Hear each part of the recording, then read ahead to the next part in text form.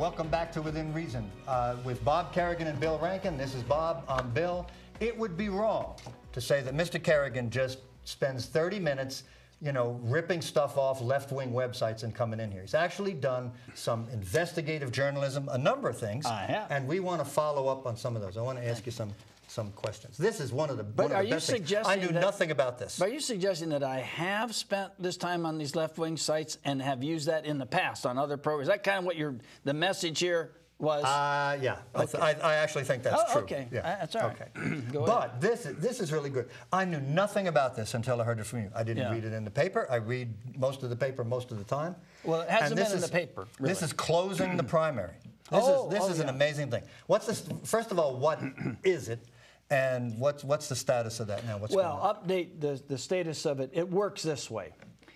In Article 6, Section 5, Subsection 2 of the Florida Constitution, there's a provision that says that in the event that two people or three people are from the same party, okay, the primary, and no one qualifies from the other party, the primary becomes open and allows all voters, independent voters, pardon me, and Democrats, to vote in the open primary. Yeah. Otherwise, the majority of people would be disenfranchised. Right. That's exactly right. And that's why they had the article, that's why that constitutional amendment was passed. So what they've done, and this is a little glitch in it, is the Division of Elections in Tallahassee construed opposition candidate to include a write-in. So if you have two Republicans or two Democrats, whatever it might be, and there's no opposition, and then at the last minute anybody can submit to be a write-in. Just you fill out one piece of paper and you don't have to pay any money, nothing, you just put your name in. Bob, how can you not be in a write-in? I remember an election where I really didn't like either candidate, so I wrote in the name of a daughter of a friend of ours. She didn't win. Well, you could only... Nobody stopped me from doing that. But you could only do that on the ballot if there is a place for the write-in. And they won't put a place for write-ins unless somebody declares. Is that it? Exactly right. So here's what's happened in Florida.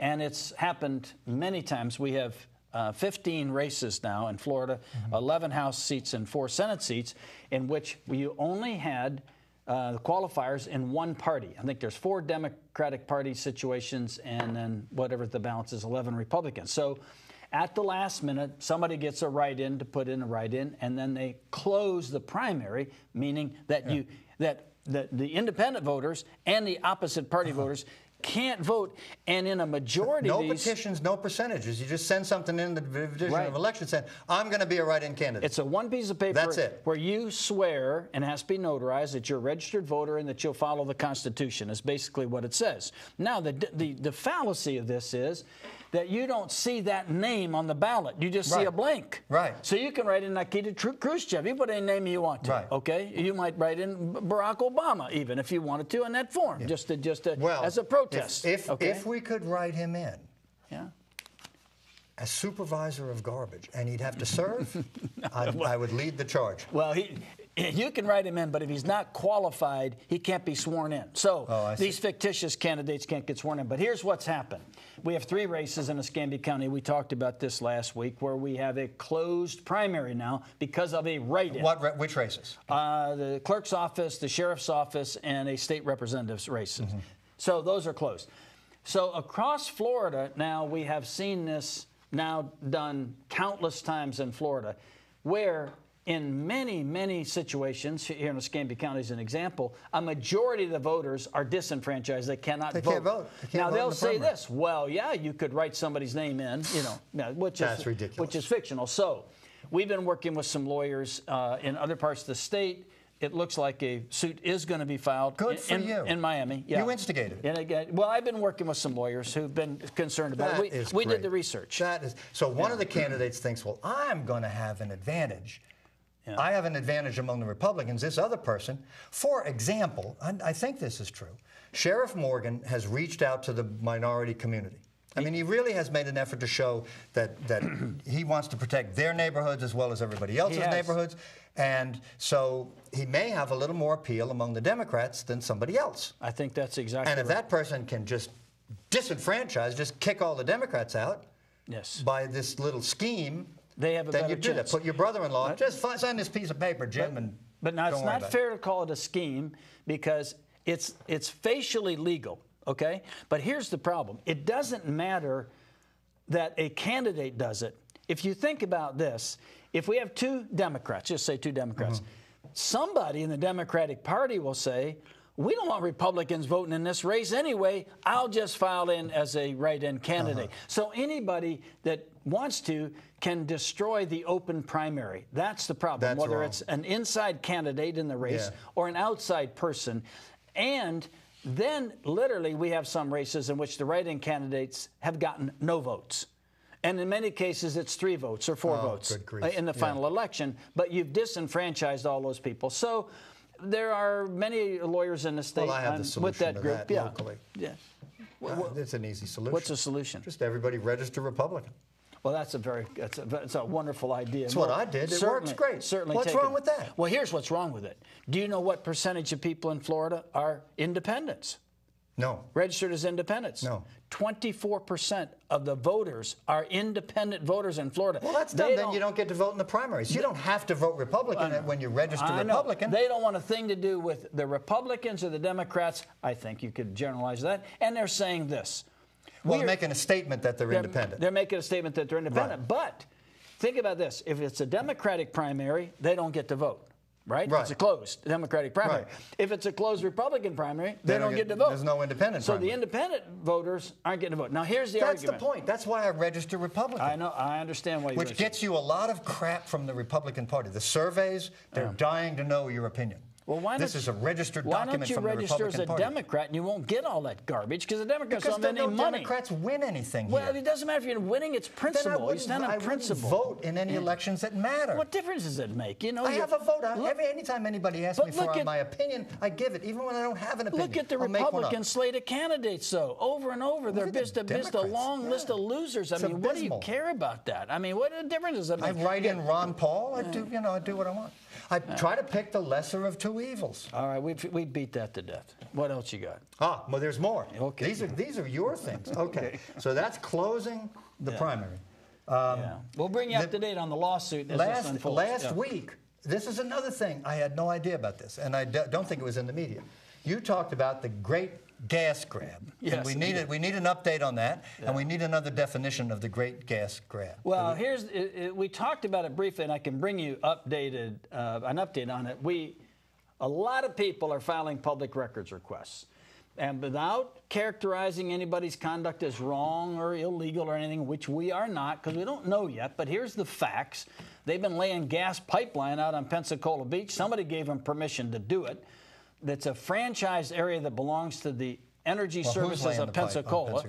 The city of Gulf Breeze is laying gas pipe out there. We are told they're using FEMA money to do it. Might be totally, perfectly legal. I have no idea. But here's what's the big problem.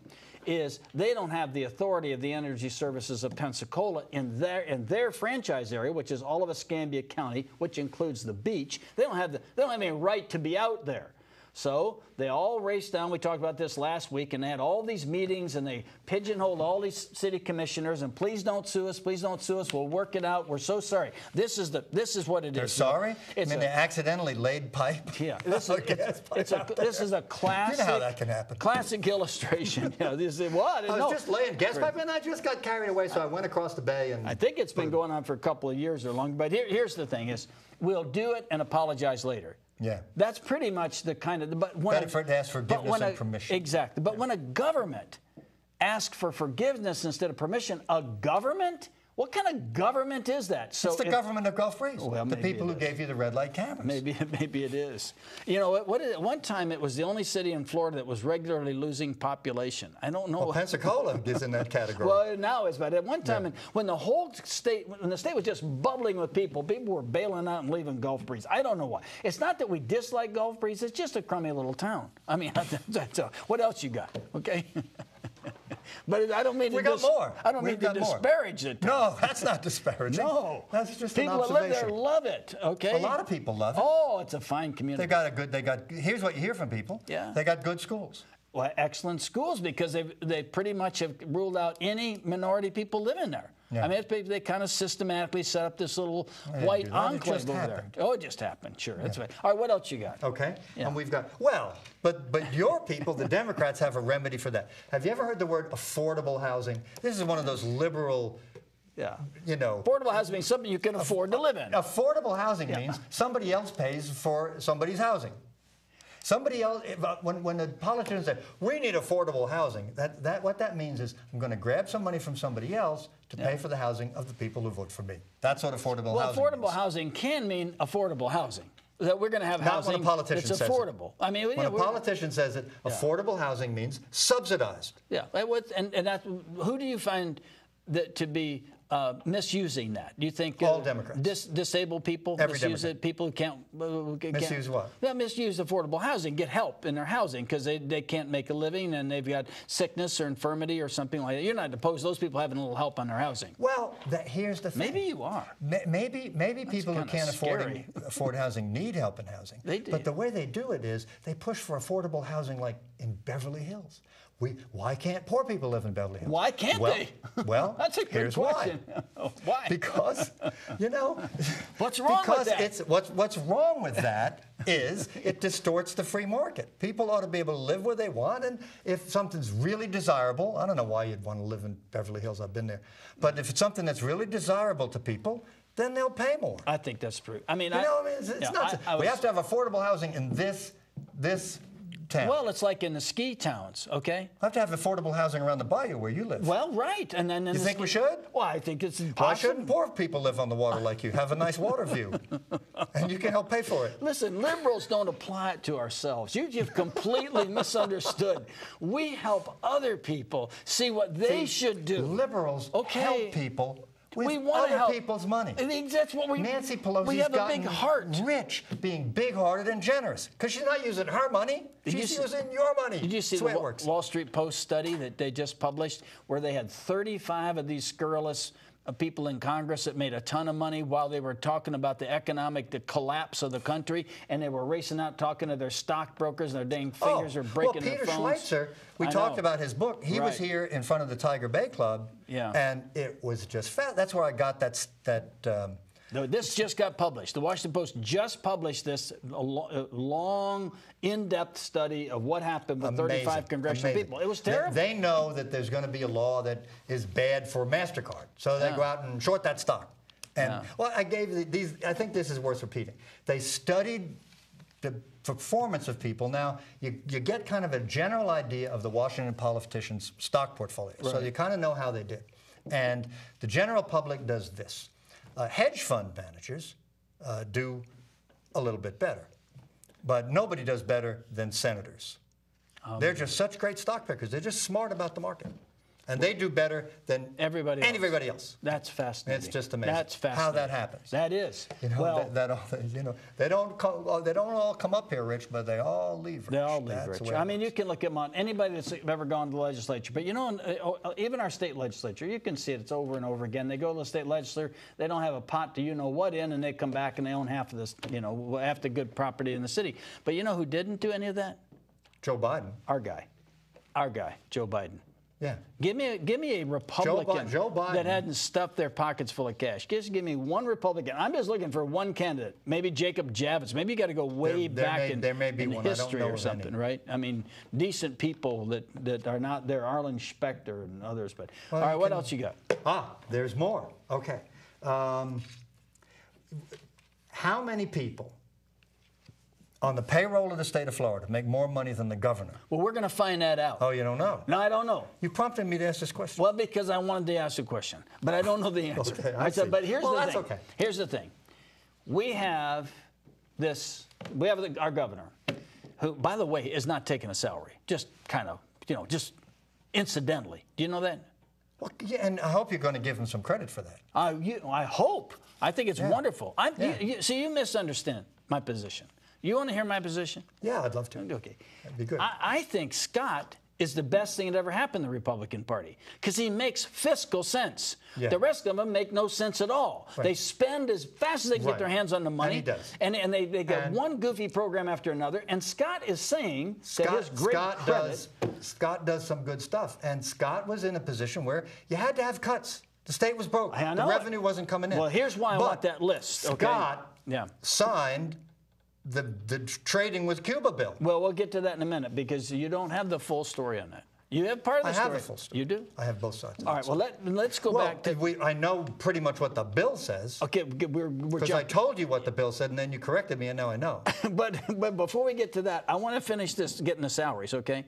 I want to know, for example, the governor's salary set, which he didn't take, is but it's set by law. $130,000 a year. I want to know, and we can find this out, how many state employees, how many university employees, how many professors, how many agency heads, how many department heads are making more than the governor of the state of Florida? I want to know. Appellate court judges make a little more than the governor? They might make $130,000 or something like that. I think the salaries of judges is in this range. Yeah. But to me, the way judges work, we're not soliciting the judges, but they work hard for the money they earn. If you do that job right, the good ones can make more in the private sector. Oh, they can. It's very hard work to do it right, and most of our judges here do it right. They're working 60 hours a week. They got more cases than they can handle. This probably violates some covenant of something. Yeah. Judge Paul Rasmussen's having a retirement party tomorrow. And I'm sorry I can't go because he's retiring. I don't know if he comes back. This isn't Curry in favor. I've known him a long time. He's been a great judge. He is a prince. And our tribute to Judge Rasmussen, who's retiring. He is the judge's judge. Yeah. I mean, he's patient, perfect, thoughtful. He is, and we've had done a good job. We've had lots. He's not the only one. But on the salaries, back to the salaries, I want to know how many of these people are making more than the governor. I predict this. We'll be shocked at the people who are making more. Yeah. Now, there are some people in higher education that derive large grant, major grant recipients and that sort of thing, and there are like physicians that work at Shands or something that are world-renowned, and they make a substantial salary over that, and obviously earn it and are due. But I think there are tons and tons of people throughout the university system, deans and other people, making way over $200,000 a year. So what Scott is saying is, and I think he's right about it, hey, before you get to keep jacking up the tuition, universities and everybody else, I want to find out what you're spending the money on. Let's see where it goes. And are you being efficient and effective in your mission, and are you... But they do have an argument. I mean, let's say you can hire somebody who's on the leading edge of some kind of really important research, and you want them to come to the University of Florida because it will attract the best graduate students, it'll attract grant money, but this guy's making $250,000. And he said, well, I'll come if you'll pay me the same amount. I like Florida. Just give me my $250,000. No I don't want to take a pay cut. Good idea. There'd be nothing wrong with that. Nothing wrong with it. Here's the problem. We're going to look at each one of them. Well, why does this person make this? Why does this person? Because my general view is a dean, okay, it's an administrative responsibility. Right. It's important, but we have deans making $300,000 a year. Do you know that? No, I didn't know that. Yeah, and we That's as much as prison guards in California. That's outrageous. We heard about that before we went on the air. At a prison guard in California made $386,000. And then that guy in New York made a lot of money too, right? All right, we'll be back in a minute with more exciting news. This is Within Reason. Bill and Bob, stay tuned.